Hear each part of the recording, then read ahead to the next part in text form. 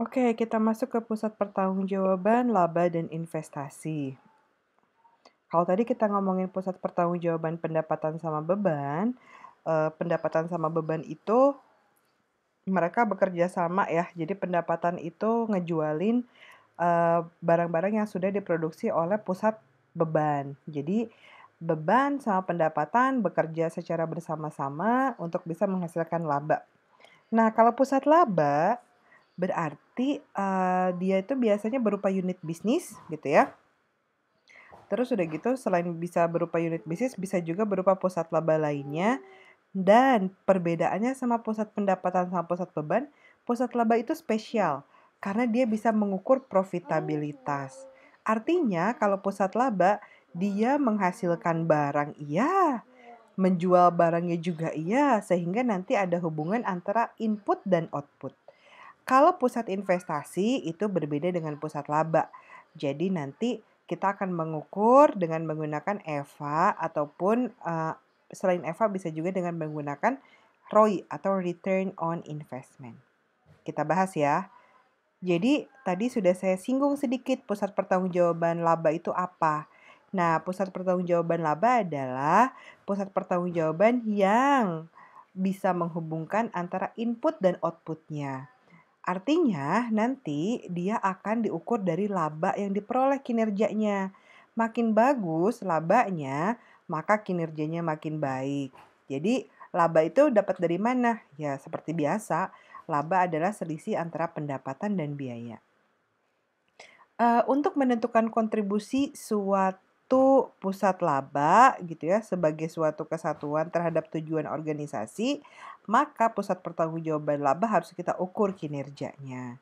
Dasar untuk mengevaluasi kinerja manajer pusat laba, ya tentu saja berapa sih laba yang diperoleh dari perusahaan tersebut. Nah, karena pusat pertanggungjawaban laba ini spesial ya, tidak seperti pusat pertanggungjawaban pendapatan atau pusat pertanggungjawaban beban, maka pusat laba ini bisa memotivasi manajer pusat laba untuk bisa mengoperasikan unitnya agar konsisten dengan tujuan umum perusahaan. Jadi kalau pusat pertanggungjawaban laba ini enaknya adalah ketika dia bisa ngukur berapa sih pendapatannya dia dan berapa sih bebannya dia nggak bakal menyalahkan pusat pertanggungjawaban yang lain. Beda sama tadi pusat pertanggungjawaban pusat pertanggungjawaban beban misalnya. Karena input sama outputnya itu nggak bisa diketahui hubungannya secara langsung, nanti pusat pertanggungjawaban beban itu bisa nyalahin pusat pertanggungjawaban pendapatan gitu ya. Kenapa sih saya udah capek-capek produksi barang tapi yang ngejual nggak benar? Misalnya gitu. Atau bisa juga sebaliknya, pusat pertanggungjawaban pendapatan bisa nyalahin pusat pertanggungjawaban beban.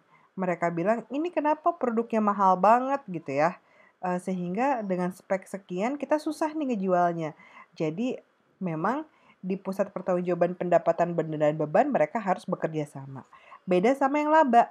Mereka bisa mengelola sendiri mereka bisa mengelola sendiri pendapatannya dan biayanya. Oke, jadi apa sih manfaatnya dari pusat pertanggungjawaban laba? Kenapa sih satu divisi itu mau dijadiin pusat pertanggungjawaban laba aja, bukan pendapatan dan bukan beban? Karena ada beberapa manfaat yang bisa diambil. Ya satu, dia akan cepat dalam mengambil keputusan. Jadi misalnya kalau ada trouble di produksi ataupun trouble dalam penjualan, mereka akan cepat dalam mengambil keputusan karena scope-nya lebih kecil. Kualitas keputusannya tentu akan lebih baik ya, karena skop yang lebih kecil tadi. Ini juga bisa dijadikan sebagai tempat pelatihan manajer untuk bisa mengelola perusahaan secara keseluruhan. Jadi biasanya sebelum ditempatkan di bagian pusat, manajer itu biasanya dicemplungin dulu nih di pusat pertanggungjawaban laba agar dia bisa mengambil keputusan baik dalam sisi pendapatannya maupun dari segi bebannya. Berarti nanti dia akan lebih terlatih lagi si manajernya. Selain itu, akan meningkatkan kesadaran laba dan meningkatkan kinerja kompetitif. Oke, itu manfaatnya. Tapi pusat pertanggungjawaban laba ini juga punya kelemahan. Kenapa? Karena akan hilangnya pengendalian korporat karena pendelegasian keputusan. Sebenarnya bukan hilang sih, tapi lebih tepatnya adalah berkurang. Kalau hilang sama sekali nggak mungkin, karena pusat pertanggungjawaban ini masih ada dalam satu perusahaan yang sama. Maka harusnya sih pengendalian dari korporat itu akan tetap ada. Cuma degree-nya atau levelnya itu mungkin berkurang. Tidak sebanyak di pusat pertanggungjawaban pendapatan atau pusat pertanggungjawaban beban gitu ya. Nah, ketika nanti ada harga transfer, maka akan muncul perselisihan. Harga transfer ini akan kita bahas di minggu depan ya. Kenapa sih akan ada perselisihan? Nanti kita akan bahas di minggu depan. Oke, berikutnya adalah ada si perusahaan dengan konsep pusat pertanggungjawaban laba itu akan memunculkan kompetisi nih antar divisi untuk mendapatkan alokasi dana. Masih ingat nggak? Ketika kita mau ada output, kita butuh input dan kita butuh proses. Nah, di proses ini kita butuh modal. Modal ini tentu saja dari korporat itu terbatas.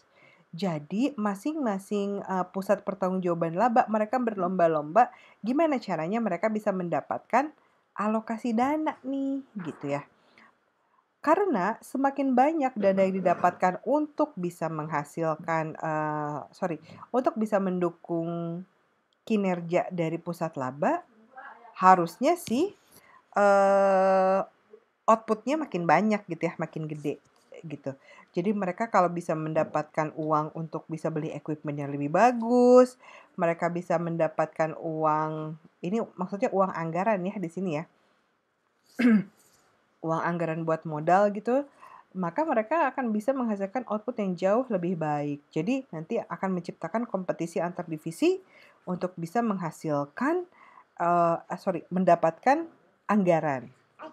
Nah, biasanya laba jangka panjang juga cenderung diabaikan. Maksudnya laba jangka panjang secara korporat karena mereka lebih fokus terhadap labanya masing-masing. Jadi mereka tidak terlalu memikirkan laba perusahaan secara keseluruhan. Walaupun sebenarnya ketika mereka memaksimalkan laba secara personal atau secara unit bisnisnya, harusnya sih laba perusahaan secara keseluruhan itu akan naik juga. Tapi nanti akan kita bahas kenapa sih kadang ada laba jangka panjang yang diabaikan. Nanti kita bahas di slide berikutnya. Berikutnya adalah divisionalisasi itu karena dia pendapatan sama beban itu berada dalam satu divisi yang sama gitu ya, maka dia akan menyebabkan biaya tambahan dan duplikasi. Kok bisa? Ya bayangkan berarti setiap unit bisnis dia akan punya dia akan punya bagian marketingnya, mereka akan punya bagian untuk produksinya gitu ya. Jadi masing-masing divisi itu punya produksi sendiri, punya marketing sendiri.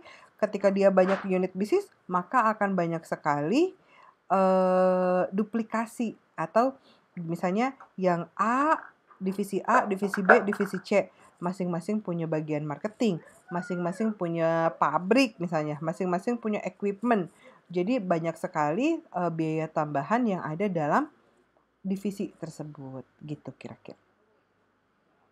Nah, constraint on business unit authority. Constraint itu adalah hambatannya. Nah, untuk bisa mendapatkan keuntungan dari profit center, manajer unit bisnis itu harus bisa menjalankan fungsinya secara penuh.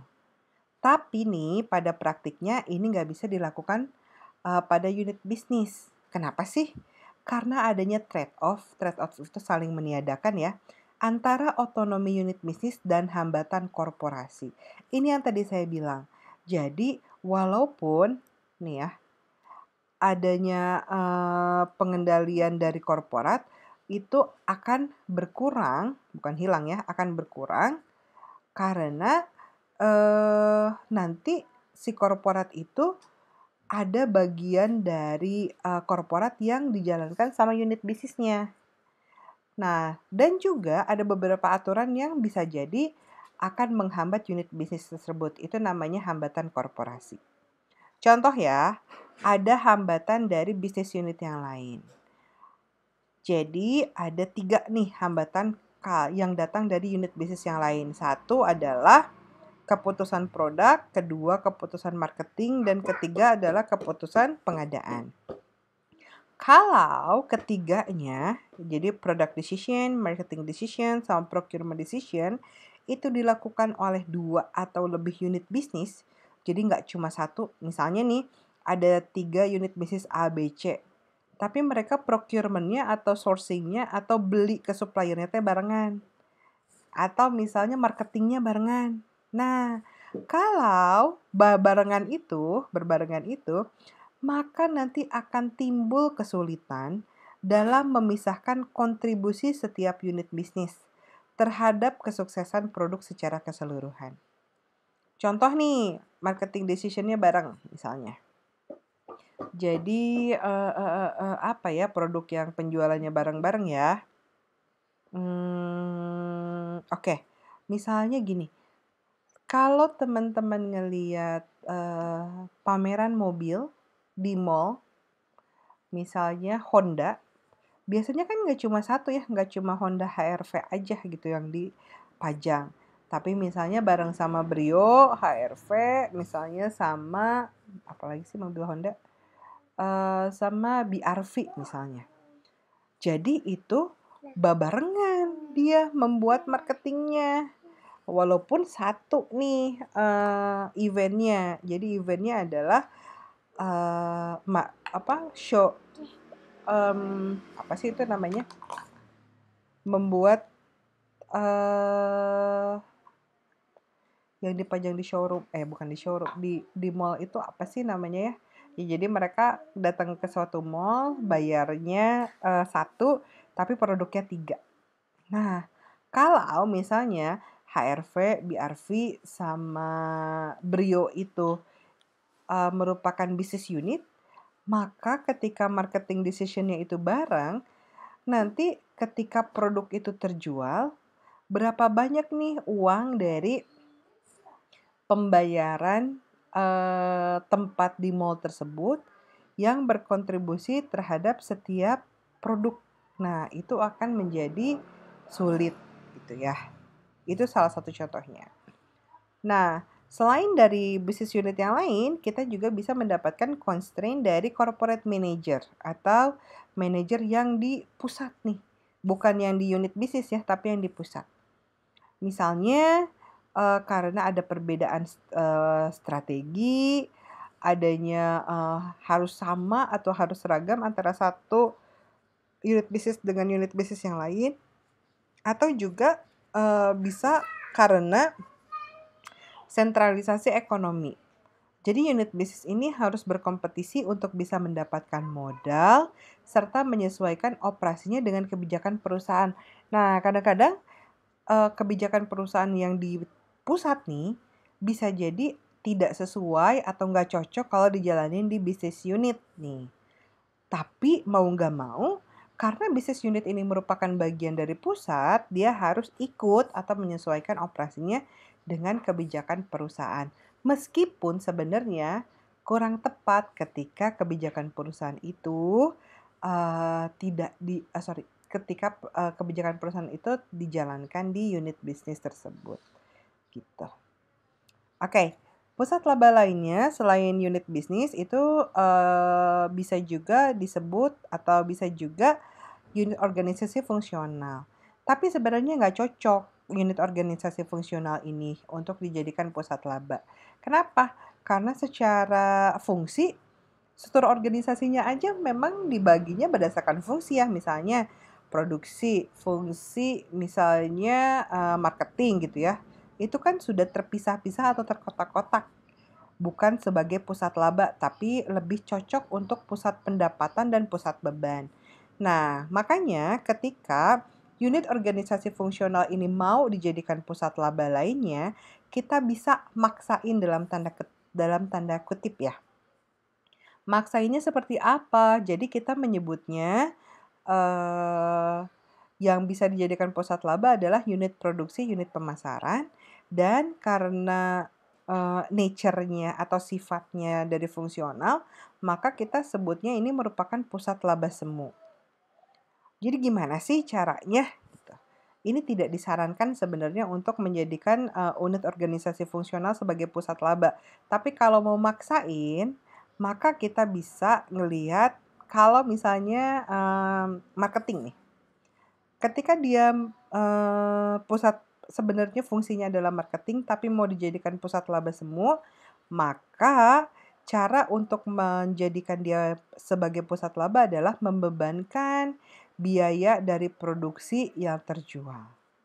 Kalau dia manufaktur tetap mau dijadiin pusat laba, maka dia akan mengakui harga jual produk dikurangi estimasi biaya pemasaran untuk bisa menghasilkan laba. Nah, kalau unit pendukung dan pelayanan gimana? Maka dia akan membebankan biaya pelayanan yang diberikan sehingga pendapatannya akan setara dengan pengeluaran. Jadi ini adalah berbagai macam cara untuk membuat masing-masing dari fungsi ini agar bisa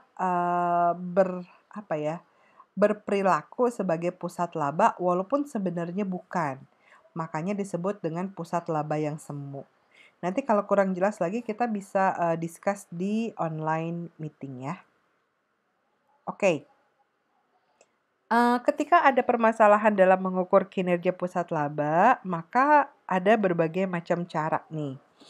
Kita bisa pakai yang namanya alokasi pendapatan bersama. Jadi ketika gimana ya cara buat ngukur kinerja pusat laba terus ada masalah, maka kita bisa melakukan alokasi pendapatan bersama. Ini yang saya cerita tadi, Honda ya, produk Honda membayar bersama-sama suatu mall, tapi produknya ada 3 gitu ya. Jadi gimana caranya? Kita bagi yang adil dari pendapatan yang didapat dari beberapa divisi berdasarkan kontribusi untuk mendapatkannya. Bisa juga selain alokasi pendapatan, kita pakai alokasi biaya. Ya, jadi penggunaan fasilitas yang sama oleh beberapa divisi, terus kita alokasikan secara wajar. Nanti bisa juga dengan menggunakan harga transfer. Jadi nanti kita bahas lagi lebih dalam di pertemuan minggu depan, di mana harga transfer itu kita akan menentukan harga dari barang yang ditransfer antar divisi dalam sebuah perusahaan. Dan yang terakhir adalah pemilihan tolak ukur laba, berkaitan dengan metode yang digunakan dalam menentukan laba. Oke, gimana caranya menentukan laba? Bisa pakai contribution margin, bisa pakai laba langsung, bisa pakai metode laba yang dapat dikendalikan, bisa pakai laba sebelum pajak ataupun laba bersih. Oke, ini balik lagi ke akuntansi manajemen. Gimana sih cara ngitung contribution margin? Pendapatan dikurangi dengan biaya variabel ya. Nanti pendapatan dikurangi biaya variabel, kalian akan bisa mendapatkan contribution margin. Kalau laba langsung gimana? Laba langsung itu kayak ngitung laba biasa sih.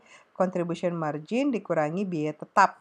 Maka kalian akan mendapatkan direct profit atau laba langsung. Ya. Kalau laba yang dapat dikendalikan gimana? Caranya adalah laba langsung yang tadi ini, ya. Kalian kurangi dengan biaya yang dapat dikendalikan, maka akan menjadi laba yang dapat dikendalikan. Laba sebelum pajak, ya tentu saja laba yang dapat dikendalikan dikurangi alokasi korporat lainnya, teman-teman akan dapat laba sebelum pajak. Kalau laba bersih harus dikurangi pajak, maka akan jadi laba bersih. Oke, ada isu seputaran pendapatan unit bisnis nih. Dalam beberapa situasi, 2 atau lebih pusat laba bisa bekerja sama dalam menghasilkan pendapatan. Contoh nih, saya adalah seorang konsumen dari Bank Mandiri di cabang Cimahi.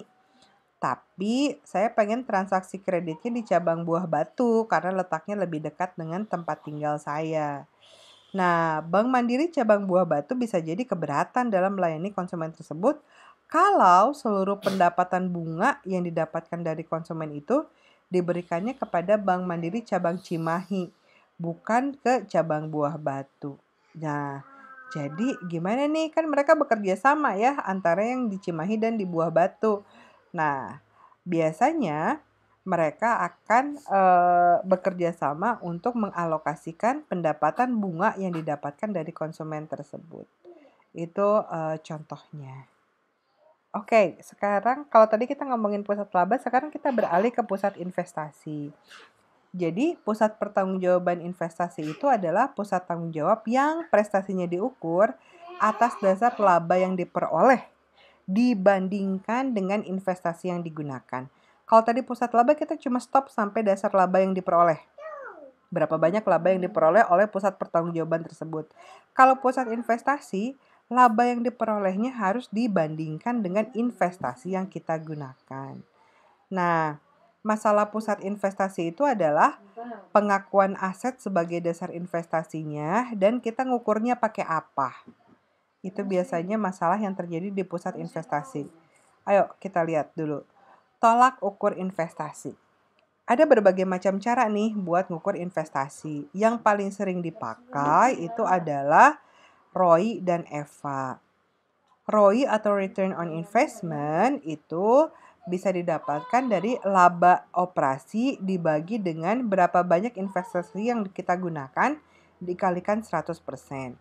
Laba operasi itu kita bisa pakai pendapatan bersih ya. Berarti pendapatan dikurangi beban. Sedangkan investasi yang digunakan itu berapa banyak sih modal yang kita pakai untuk bisa menghasilkan laba tersebut gitu. Karena return on investment ini berupa rasio, maka hasilnya harus kalian kalikan dengan 100%. Jadi berbentuk prosentase. Kalau EVA, ini bentuknya dolar atau nilainya ya. Nilainya berbentuk rupiah, bukan persentase. Bagaimana rumusnya? Rumusnya adalah net profit dikurangi capital charge. Net profit ya biasa pendapatan dikurangi beban. Kalau capital charge gimana cara ngitungnya? Cost of capital dikalikan dengan capital employ. Cost of capital itu nanti teman-teman dan capital employ nanti teman-teman akan dikasih tahu nilainya berapa sehingga tinggal mengurangi net profit dikurangi capital charge. Atau capital employ bisa juga didapatkan dari hasil ROI yang ini nih dikurangi cost of capital. Jadi hasil dari ROI ketika dikurangi cost of capital maka akan menjadi EVA gitu ya. Ini adalah salah satu contoh soal untuk mengerjakan berapa sih kinerja dari perusahaan tersebut ketika kita pakai ROI sama EVA. Teman-teman coba dikerjakan dulu sendiri, nanti kita bahas ketika online meeting ya. Dengan menggunakan rumus yang ini nih. Berapa ROI-nya, berapa EVA-nya, coba dihitung sendiri. Nanti kita bahas ketika online meeting. Oke, jadi nanti dilihat aja di PowerPoint-nya ya, terus dikerjakan, nanti kita bahas. Nah, sebelum diakhiri videonya, saya mau menjelaskan kelebihan dan kelemahan dari ROI dan EVA. Jadi kelebihan ROI itu adalah dia mengukur secara komprehensif. Jadi dia ngelihat bukan cuma neraca aja atau laporan posisi keuangan, tapi juga laporan laba rugi. ROI juga mudah dihitung sama mudah dipahami dan biasanya banyak dijadikan sebagai alat ukur yang umum digunakan oleh banyak perusahaan. Jadi banyak banget perusahaan yang mengukur kinerja investasinya dengan menggunakan ROI, Return on Investment. Udah gitu juga bisa digunakan sebagai pembanding karena bentuknya yang prosentase. Nah, kelemahannya adalah adanya keengganan unit bisnis untuk ekspansi nih kalau investasi tersebut akan menurunkan ROI. Kenapa? Karena semakin banyak yang diinvest, apalagi di awal-awal di awal-awal investasi, maka returnnya pasti turun. Karena modal yang dipakai besar, tapi modal tersebut kan ketika dipakai membutuhkan waktu untuk bisa mendapatkan pengembalian ya. Jadi ketika awal-awal dia investasi, maka ROI-nya pasti turun. Kalau ROI-nya turun, biasanya manajer nggak senang, sehingga mereka enggan untuk melakukan ekspansi.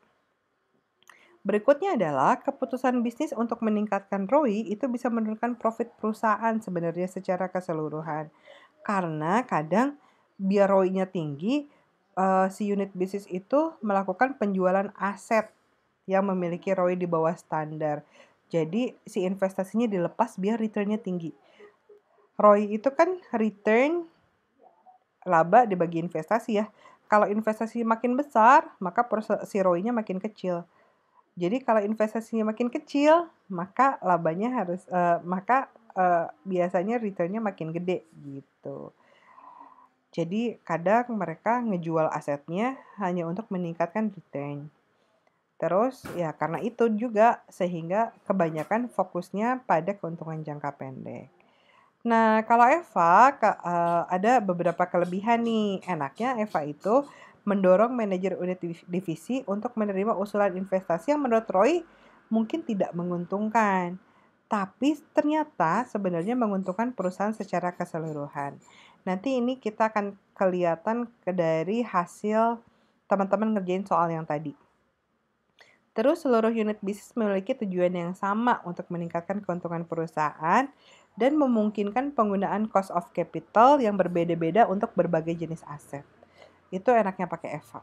Cuma kelemahannya adalah menitik beratkan hasil jangka pendek tanpa memperhatikan keputusan jangka panjang, terus biasanya menitik beratkan pada laba dan mengabaikan hubungan dengan karyawan, artinya dia juga tidak terlalu memikirkan berapa sih bonus buat karyawannya gitu ya.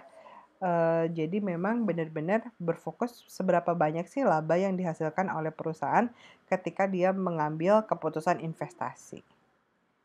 Oke, videonya cukup sampai di sini. Nanti teman-teman bisa mengerjakan soalnya, terus ketika ada beberapa yang kurang jelas, kita bisa diskusi di online meeting. Oke, terima kasih.